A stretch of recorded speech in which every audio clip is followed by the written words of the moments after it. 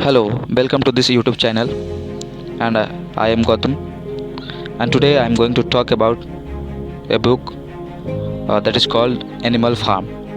Before I go ahead with the book, first of all, let me introduce about the author. The author is George Orwell. Born Eric Arthur Blair was a much respected English novelist, political author, and journalist who wrote some of the finest pieces in literary criticism, poetry, fiction, and polemical journalism. Born on June 25, 1903 in Bihar, India, to a civil servant who worked in the then legal opium trade, Orwell moved to London with his mother at the age of 1. He started his schooling at Sapiens, which he referred to as a lukewarm path of snobbery, and later won a scholarship to Eton, but did not perform well there, perhaps by choice. Having no other option left, he signed up for the Indian Imperial Police and left for Burma, modern-day Myanmar, in 1922.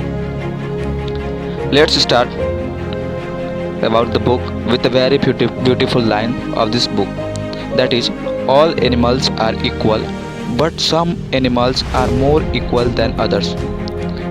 I repeat once again, all animals are equal, but some animals are more equal than others. What happens when ill-treated farm animals gang up to throw out their lazy, corrupt, and power-drunk rulers? Animal Farm is born. When the oppressed animals of Manor Farm defeat their master, Mr. Jones, and take over the farm for themselves, they envisage it to be the beginning of independence and abundance. However, a devious and heartless elite among the animals starts to take control, and other animals find themselves helplessly trapped as another gradually replaces one form of dictatorship. Orwell's frightening fairy story is timeless and overwhelming satire of idealism deceived by power and corruption. Although it almost remained unpublished due to its savage attack on Stalin, Britain's then ally, and got turned down by other publishers after publishers. Today, it's known to be one of Orwell's best work and world-famous classic. A resounding fable on autocracy and power gone corrupt. Animal Farm is an allegorical novella that took the publishing world by storm when it was first published, and hasn't stopped doing so ever since. The ultimate satire on fascism, Animal Farm finds relevance even in present-day world. And after this, I would like to share some of the appreciation by various magazines or other platforms. The New York Times says about this book is a wise, compassionate and illuminating fable for our times.